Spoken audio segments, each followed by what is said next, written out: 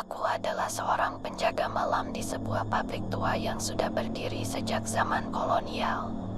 Pabrik ini dulunya adalah pusat aktivitas, memproduksi berbagai barang untuk keperluan sehari-hari.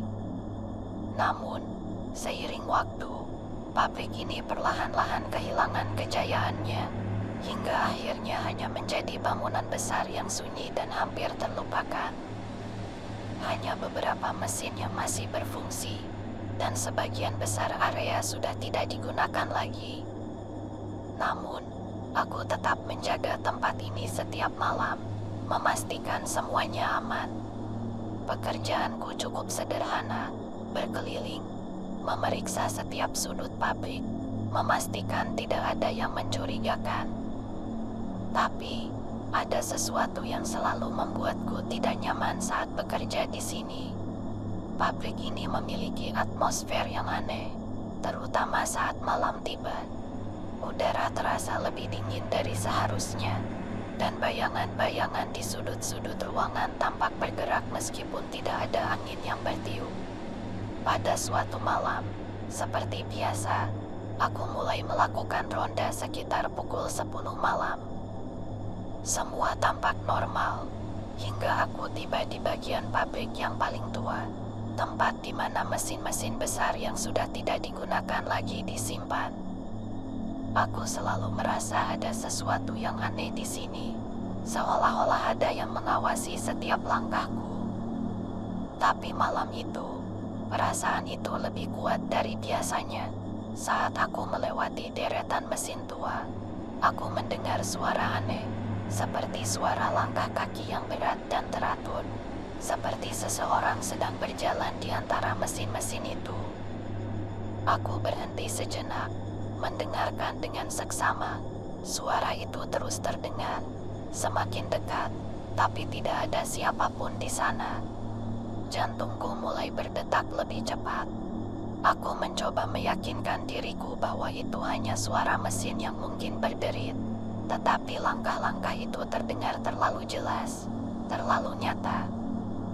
Dengan senter di tangan, aku memutuskan untuk memeriksa lebih lanjut.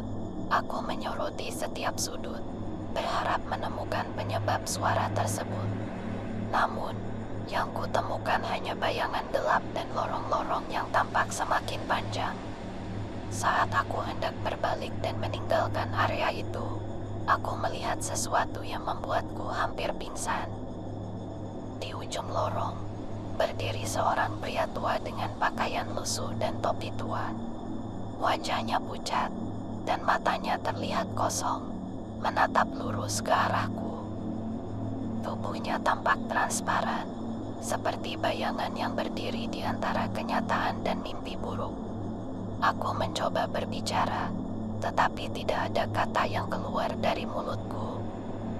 Pria tua itu tidak bergerak, hanya berdiri di sana, menatapku dengan tatapan yang sulit dijelaskan, penuh kesedihan, namun juga marah. Aku merasakan dingin yang luar biasa, seolah-olah suhu di sekitarku turun drastis. Tanpa pikir panjang, aku mundur perlahan. Mataku tetap terpaku pada sosok itu, takut jika aku mengalihkan pandangan, dia akan mendekat. Tiba-tiba, pria tua itu menghilang begitu saja, seolah-olah larut dalam kegelapan. Aku terpaku di tempat, tidak bisa mempercayai apa yang baru saja kulihat. Tubuhku gemetar, dan rasanya sulit untuk bernapas. Aku tahu aku harus keluar dari sana secepat mungkin.